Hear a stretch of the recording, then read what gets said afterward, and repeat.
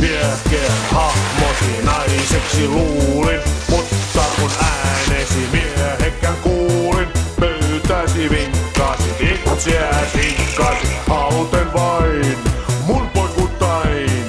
Tahdoit mut kämpilles daamiksi viedä, mutta es jurrissa en sitä siedä, että mun palleilla käydä kuin talleilla, mua et sä saa nyt pamputtaa. Jos sä tartut mun hanurilla näppäinen sua, jätkät meikatut koitella ei saa mua. Jos sä tartut mun hanurin, et huomista nää, etsi muualta pyrjepyörittäjää.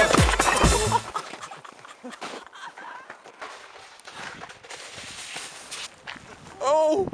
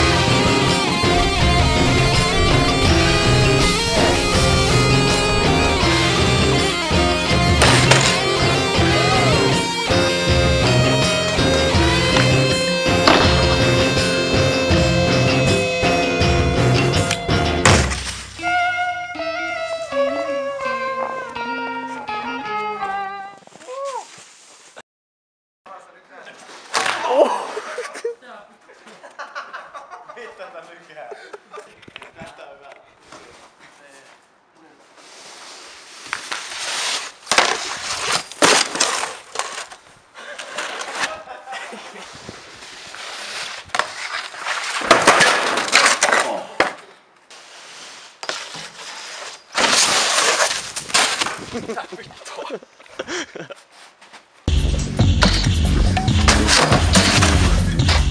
Gramma Bass Studio, missä ne hitot kuudit on? Gramma Bass vittu studio. Tyyli on paska, flow on paskempi.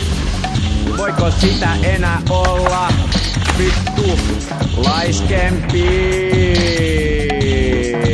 Okei, ja niin se on sit siin. Puotilassa hengataan ja sitä 5, koska ollaan siis taas tekemässä uutta raitaa.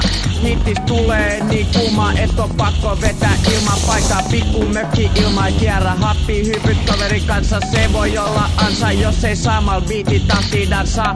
Eikä muista sansaa sitä sapkaa. Sit käy vanha aikaiset, eli sippaa ja simahtaa. Happi vajareista piimahtaa, ei eka eikä vika kerta. Se on sen homma hinta. Älä paina puuta, vaan pintaa hihat voi palaa. Mut ei ikikintaat. Katohan, ketkäs taas töistä tai kouluspinnaa. Kaikki jotka dunaa paskaa ja dikkailee sitä. Mut ei kai siinä mitään, tukka takana elämä edessä. Pipu suussa ja ajatukset pari askel perässä. Pitäis vissi pikkuhiljaa herätä.